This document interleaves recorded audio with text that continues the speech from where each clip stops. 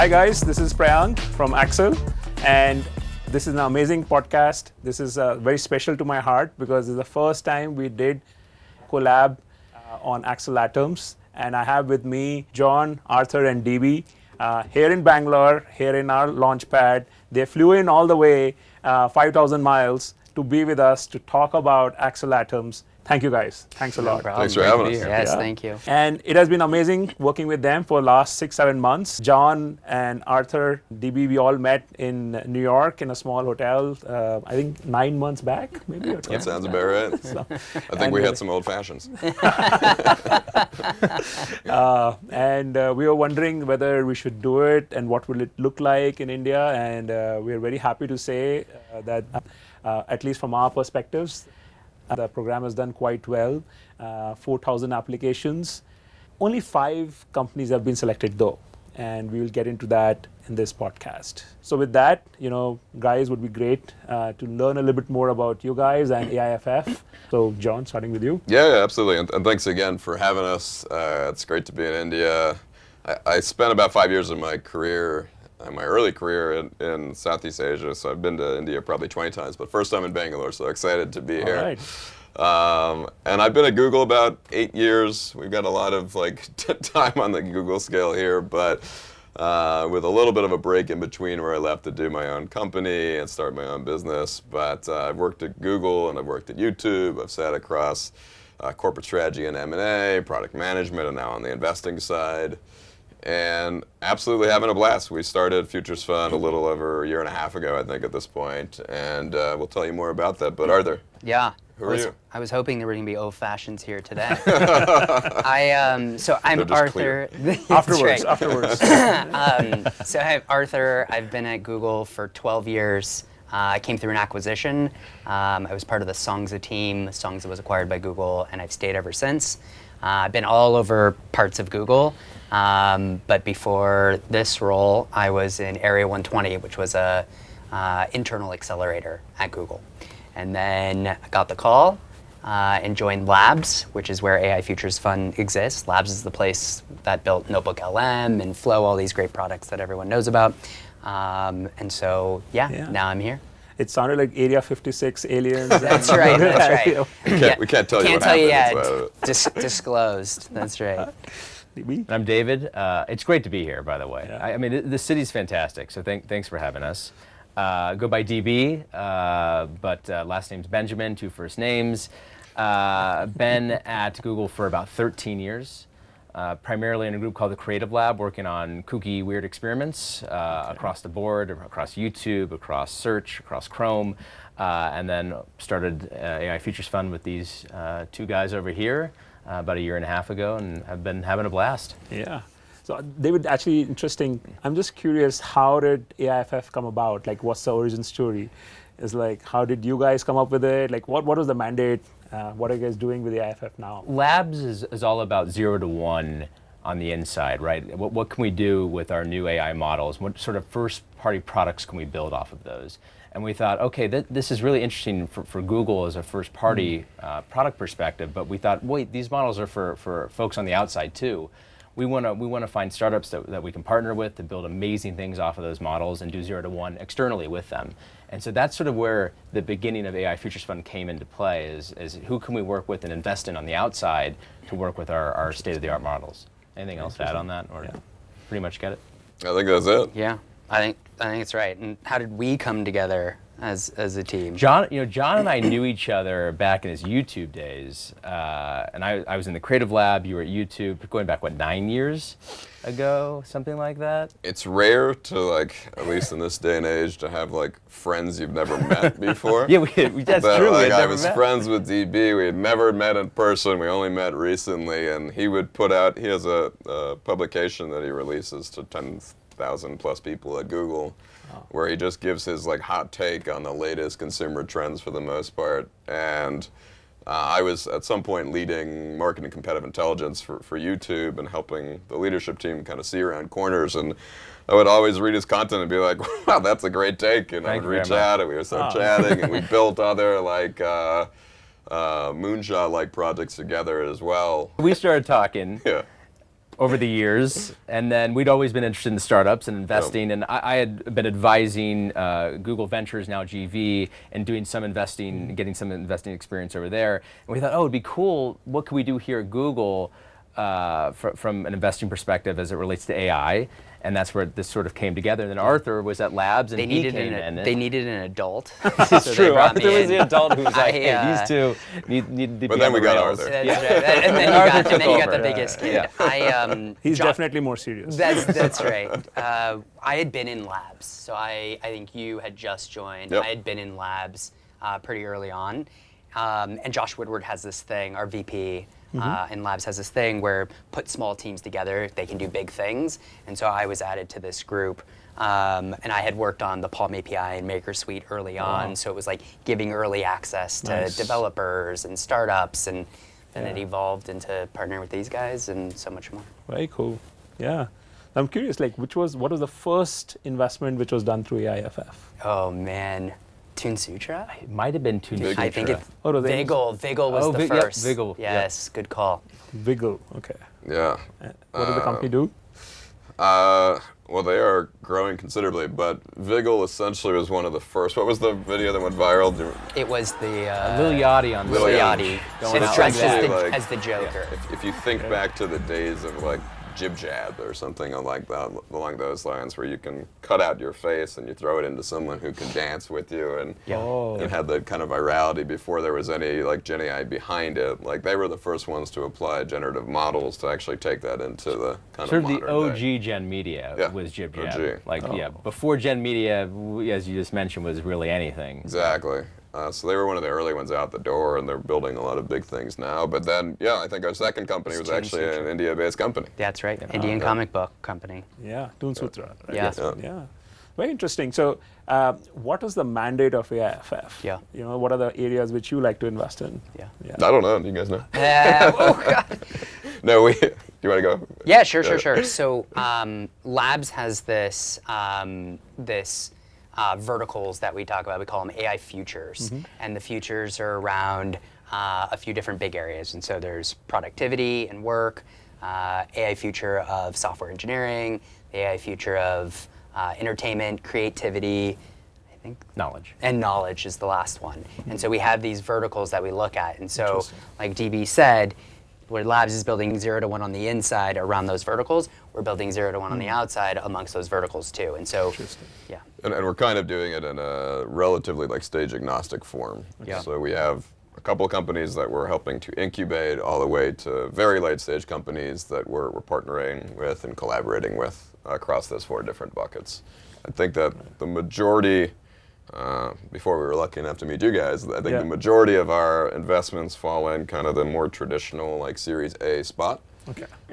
Just because we, you know, which we're going to do with all the Accel Atoms companies too. We tend to build with these companies, so there's a lot of co-development, so it's a little bit easier for us to build with them once they've established product market fit, so that the work that we end up doing isn't throwaway. Yeah. Just so we can ensure that when we bring them into meetings with Google DeepMind researchers and product folks and engineers, they're all working towards kind of a collective good on a proven model.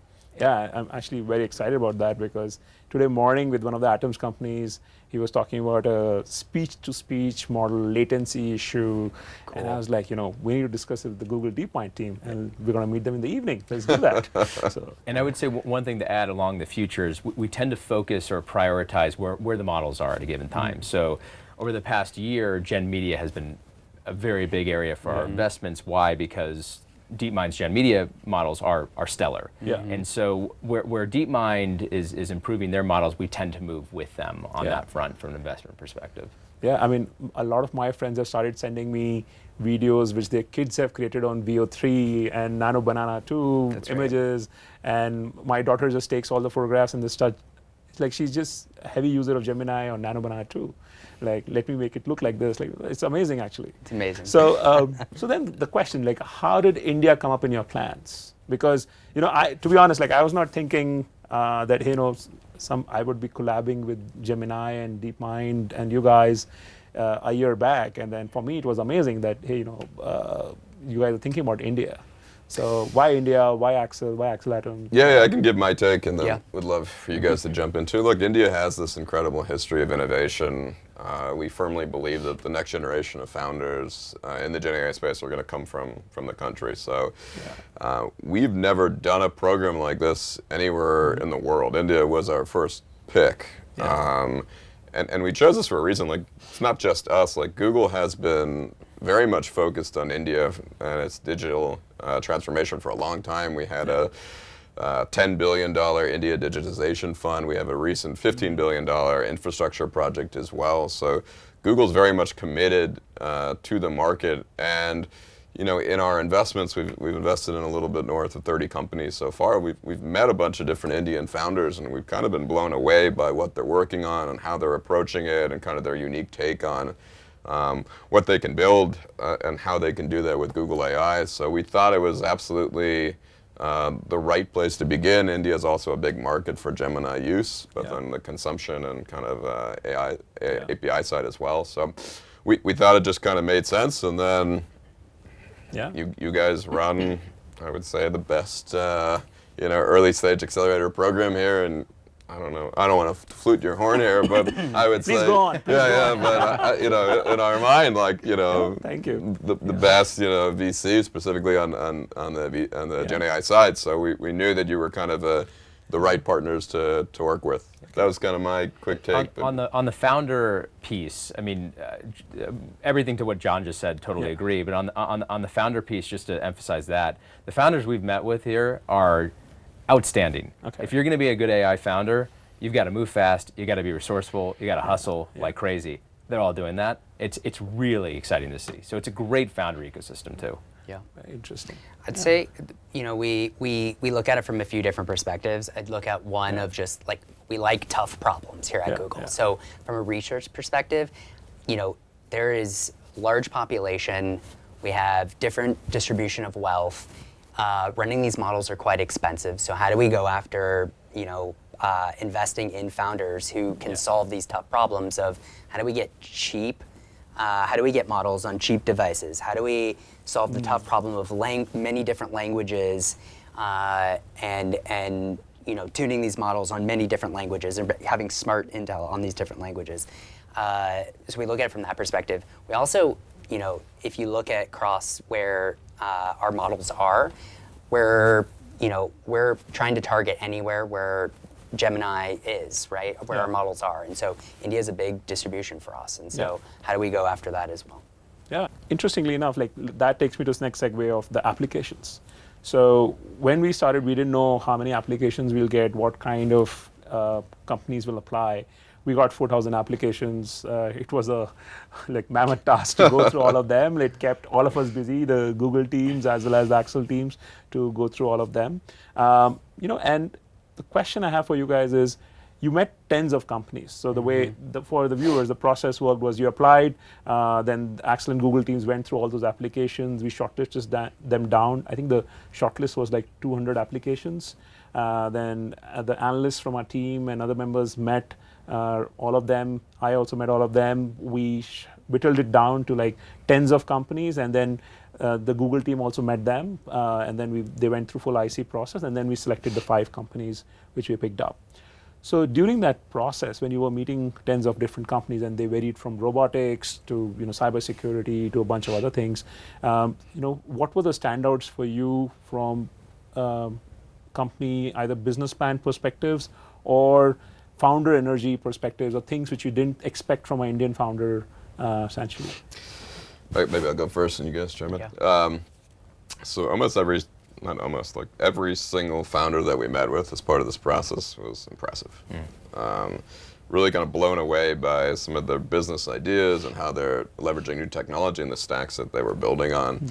I think that from my perspective and helping us to kind of work with you guys to whittle down that list, a lot of it just kind of maps back to, from the Google side at least, like maps back to the Google DeepMind roadmap. So we work with so many different product and research folks on a regular basis. We know what's coming next. We know what's around the corner. And then we're looking for companies that have an interesting points of intersection with that roadmap so that we can give those companies a nice competitive edge when it comes to getting early access to those models so they can start building on those and bringing some really boundary-pushing features and functionality to market. So that's like one of the considerations that we took. There's many more, but would open it up to you guys. I mean, as well. that's the biggest one. I mean, really, at the end of the day, it's best ideas match best to our models, right? Okay. And so if those two things come together, we're excited about it. And then founder fit. I mean, that's always, these are early stage companies. Yeah. Do we believe that the founder, the team, is going to actually take it all the way? So if the idea is there, the model capability is there, and the founder's there, we're excited. And we met with lots of them that were, really hitting those marks. Yeah. So the question then is, we didn't select 3,995 folks. And by the way, like I completely echo their thoughts. All these companies were amazing. For whatever reason, we could not put them into the cohort. Some of the companies, AIFF and Accel, are pursuing separately. They didn't meet the cohort requirements, or the investment amount was too small, or didn't make to invest in them at that time. But in general, 2-3 areas, let's say, where you think more ideas would have worked out, like new areas, maybe it's agentic harness, what's happening in the next couple of years. Like talk about that a little bit, and also talk a little bit about the founders who pitched and didn't, like what could they have done better? Maybe the team composition, or they didn't think about some hard problems properly. What was that? Were they just wrappers? So 2 separate questions.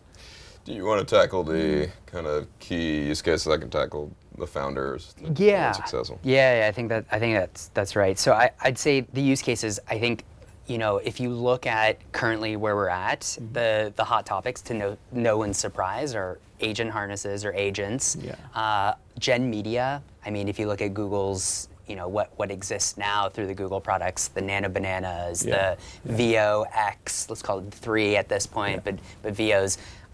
When you look at it from that perspective, we were looking at who's going to push those models or wield those models or showcase those models in a special way. And so a lot of the companies we met, I'll name some, like Zingroll, et cetera, these companies were able to demonstrate how they would wield these models in a unique way and go after a really interesting market. So I'd say from, and I'll even point out software engineering also is a very interesting space that we looked at a lot of these companies that are solving that as well, and so are using their infrastructure, their development use case to solve these problems with their like software engineering capabilities. We invested in Dodge.ai. In Dodge.ai, right? exactly. So Dodge AI is one of the companies which was selected. With what they do is they use AI for SAP-enabled workflows, outsource SAP agency, and they can better, cheaper, faster than other SAP providers. So that's what they end up doing. And I think the founder was just in college actually when we ended up investing in, and he was doing internship in US. So he took the last semester off or last year off and then went to US, worked as an intern in a SAP company over there. And he came back and said, I've scoped it out enough, I know what the problems are. And it was like a hustler mentality. It was very different experience than when I was in college, right? Yeah, I know. Impressive founder. Yeah. And he was pitching and he was like, I was doing Gen AI in my first year of college, and I was like, hold on, when did you graduate? He's like, I have to graduate. I'm like, oh my God, that's amazing. So that one. Maybe I can take the second part of your. One bit on the use case bit, just to kind of emphasize a bit more on the specific use cases that I would have liked to see more of. I think consumer use cases are really interesting, and I'd love to see. We haven't seen a ton of consumer AI, specifically in the US either. I mean, there are heaves here and there. I think people are scared of consumer AI because, or just consumer startups in general, because it's hard. It's very difficult to stand out. But in India specifically, the different use cases for consumer behaviors and this and that. I mean, there's so much that you can reinvent with these models from a consumer perspective. So I'd love to see more, whether it's shopping, whether it's media-based, whether it's social. I mean, there's just a lot that could be done here. And you mentioned wrappers. I actually don't think wrappers are a bad thing. No. Okay. I actually think wrappers can be really interesting if done. A really good UX wrapper can be very powerful. Now, if it just looks like another chatbot, that's a problem. But if it's a really new experience on top of Gemini for a consumer behavior that we're not used to, that's very specific to India, very excited by the concept of that. So I'm okay with wrappers as long as they're interesting. Yeah. No, I think you're right. I was actually quite upset that OpenClaw should have happened from India. You know, I was like, it works on WhatsApp. Come on, guys. Yeah, Like, it should that's have right. happened from India. That's right. And you're right. Consumer AI. I think we came very close to investing in a couple of these consumer AI companies, but I think for some reason or other, the engagement was not there, or the cohorts were not matching. To invest in consumer AI, the barrier is very high, right? Because it's going to be hard. It's hard to scale. It's hard to get that distribution. So it's difficult, but would love to see more sort of attempts in that space. Yeah.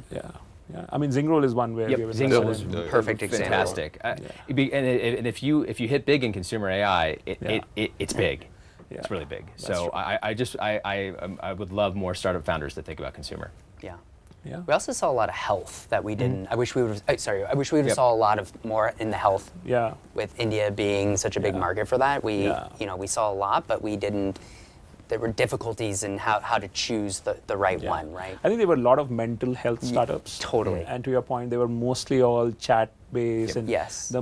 everything looked very similar. We could not find differentiation. That's right. Right. So that was the challenge in that. And I think there was some companion AI A companies. lot of companion. Yeah, a lot of companion. So yeah. And then I think back to Founder your question. previous question, I mean, I'm going to answer your question, but I'm also going to take a step back from it. With 4,000 applications, I won't speak for Accel, I'm sure you guys are perfect, but we're definitely not perfect. That's such a large number that we're going to miss some amazing companies, a lot of amazing companies.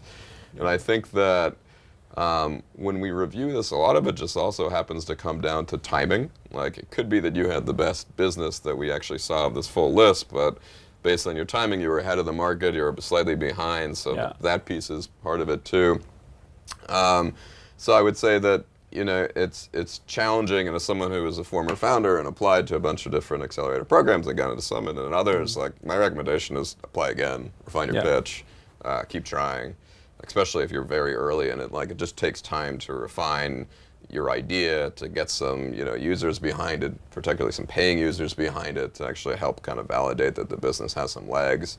But I think that was a lot of it. It's just when you're looking at such large volume, I think it's just really hard sitting on this side of the table to get everything right as well. Yeah. I don't know, were there other things specifically that we saw founders do that? I think founders spent too much time thinking about the moat.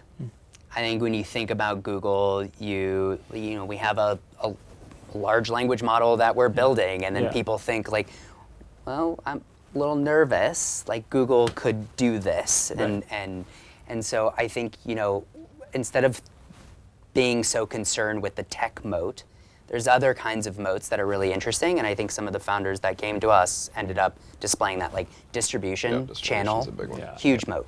Tech talent is a moat too, and I think those Indian founders were poster children for that. Team is so important. Yeah, we invested in Cadence, and they're scientists. Yep. Exactly. Theme and team at this stage. Theme and right? team, Very, very key. Yeah.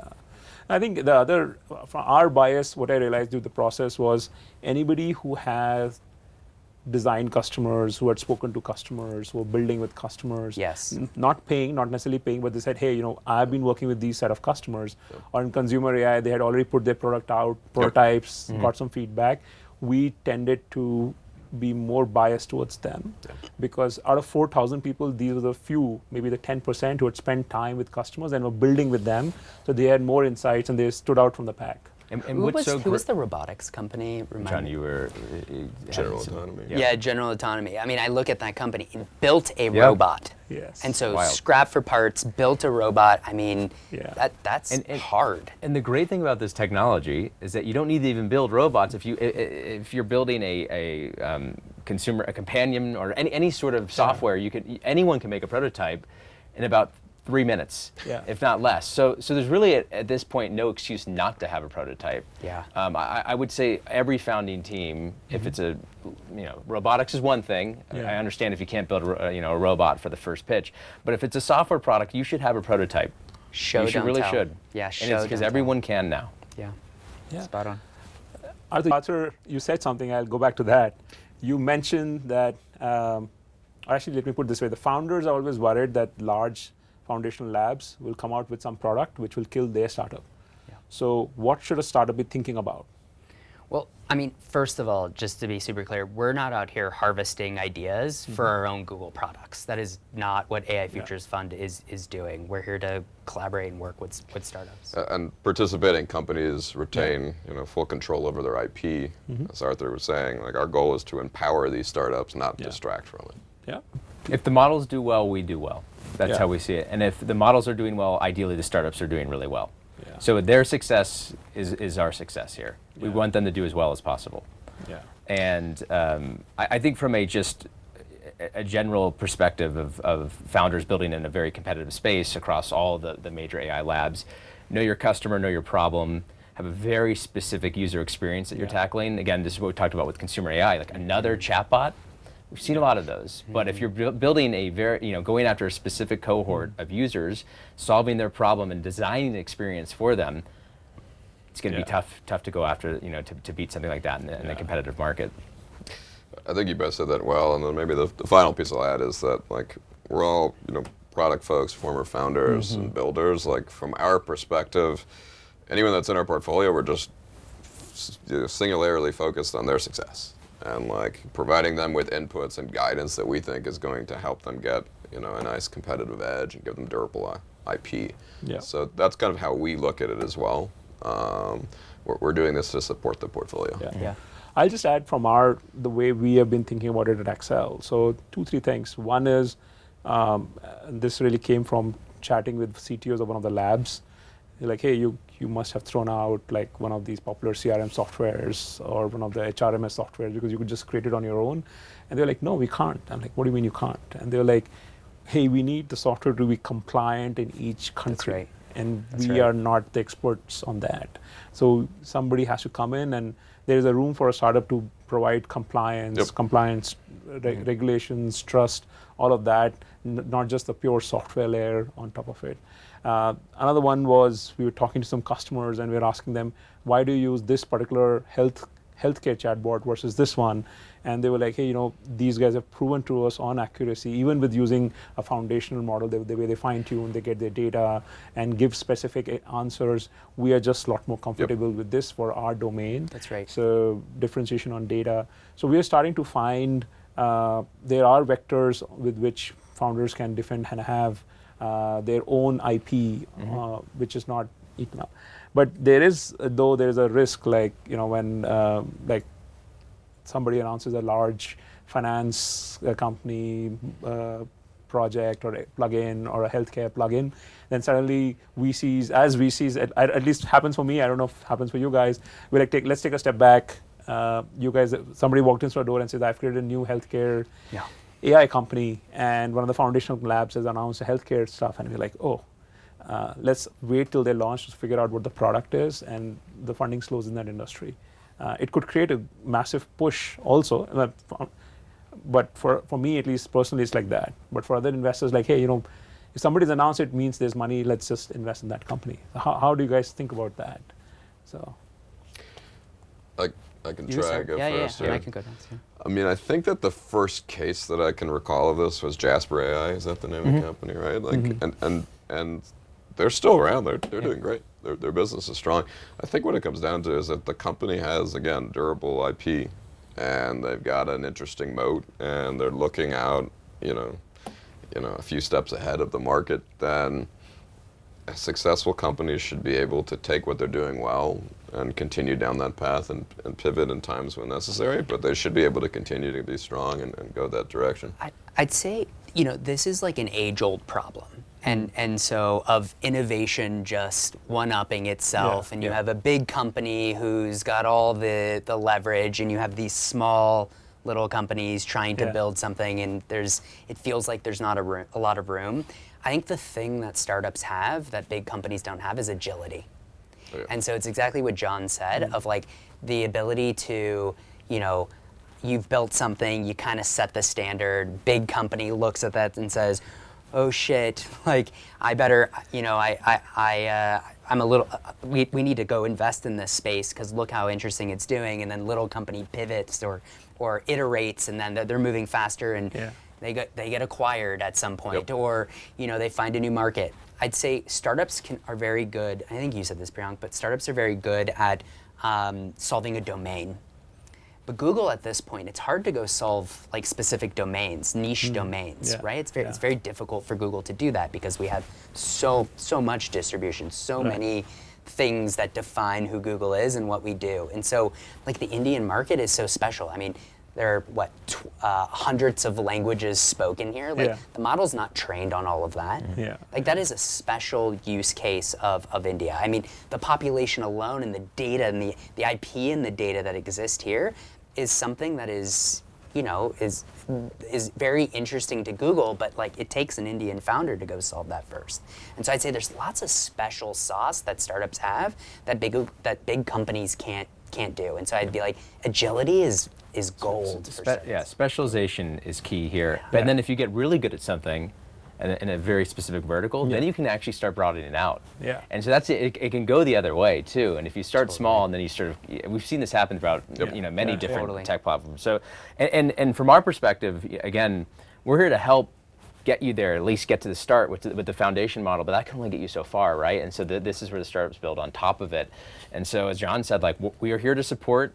We're here. Their success is something that we care deeply about because it's on top of our models. We like to see that. So I love that because it's like we could be nervous too, but we're not. We're feeling. It really does go. We reinforce each other. That's right. And we deeply believe that that this isn't just us just saying that. Okay. Awesome. This brings us to the rapid fire round of the podcast. So, John, I'll start with you. Very easy question. One sector in India that will create $1 billion company. Easy question. Huh? That doesn't exist yet. That doesn't exist. On my many hour-long flight here, I read an article that mentioned that India is often looked at as a very youthful country. A lot of young and up-and-coming folks, but something like by the end of 2026, there's supposed to be 170 million senior in the population here. And I think that's really interesting. I haven't personally seen anything as it relates to senior care at like a mass scale. And I think it would be interesting to introduce new technology from a generative perspective for like tracking and monitoring to ensure that all of our parents and loved ones who are at an age that are getting older and need a little bit more support can find that with technology. So I think that could be a big one. That's a good idea. Yeah, it's a big population. Yeah. And awesome. Generative Bollywood too, right? Here you go, Gen Bollywood. Gen Bollywood, That could be a okay, unicorn. Arthur, for you, a founder you met recently who changed how you think about something. Oh God, we met a founder. I've been working with a founder who. Lots of discussions and trouble with the costs of these models are quite large, and we can get adoption and usage by pumping ads. We need a freemium model to get the people to come, but at some point we need to figure out how to convert these to paying users because it's just expensive. And so we sat down with this partner and we figured out, because again we look at the model and the roadmap and we figured out like, Gemma could be a very interesting use case. And so this partner, we collaborated, co-developed together where this partner would use Gemma, fine-tune the model to work for their use case. Well, Gemma is our open source model. Yes. It's a lot smaller of a model. They fine-tuned this model and we're able to get the same or very good quality at a cheaper price now to make the economics make sense. And I was like, this is such a great collaboration of we launched something, economics weren't making sense. We collaborated together to integrate Gemma, and now the economics were making sense. And I think this company is probably in the green at this point. Is that Very cool. safe to say? Yeah. By the way, a fun fact on Gemma. So Gemma launched Translate Gemma. Yes. And I am a Hindi speaker, and I've been living in Bangalore for like 15 years now, and I really want to learn Kannada. I've gone through these 2 offline classes and I always forget because there's nobody to talk to. So I said, okay, this time maybe I can talk to an LLM, it can explain to me. And I figured that I can run Translate Gemma inside the Chrome browser. Oh, So wow. I'm vibe coding something Cool. for myself. Hopefully it will see the light of the day, but we'll see. We heard. You should pitch the Atoms program. Yeah, there you go. I'm curious if English will work too, so we need to try this. Yeah. It works in some of your competitors. We'll see. We'll sit with the DeepMind team. That's right. All right, DB, for you. Yes. All right. So biggest mistake AI founders make in first couple of years. I told you that I love rappers. Not all rappers. All right. Don't mistake a viral trinket, over the weekend that blows up over the weekend as a real business. All right. And we're seeing this a lot, specifically in consumer AI, which I just told you we should do more of, and I stand by that. But we see, because this space moves so quickly, and because it is, a lot of these tools are posted on social networks and tested, right away. We see a lot of tools blow up in a good way for about 2 days, and then people get really excited, and then users move on very quickly. Retention is very difficult here. And so I see a lot of founders that mistake their viral success over the weekend as a real sustainable business. Every now and then it is, usually it's not. All right. Awesome. Thank you. Okay. So last question. One word which you think when you think of AI in India. John? Rapid fire. Come on. My rapid fire. I've been on a plane for a long time. Airplane. That's your just- word. Opportunity. Opportunity. Awesome. I like it. Yeah. Talent. Yeah. Awesome. Optimism. Perfect. All right.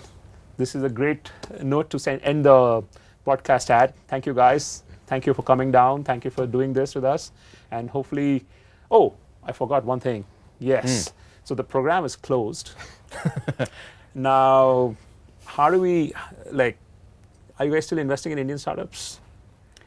Yes, and So how hopefully do we we do this again so that we can. We can figure it out. We can figure it out. Okay, Yeah, good. I would love to do it again. So. We do.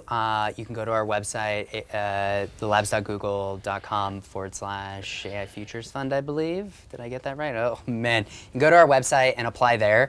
We are investing in Indian founders. We invest anywhere where our DeepMind models are. Awesome.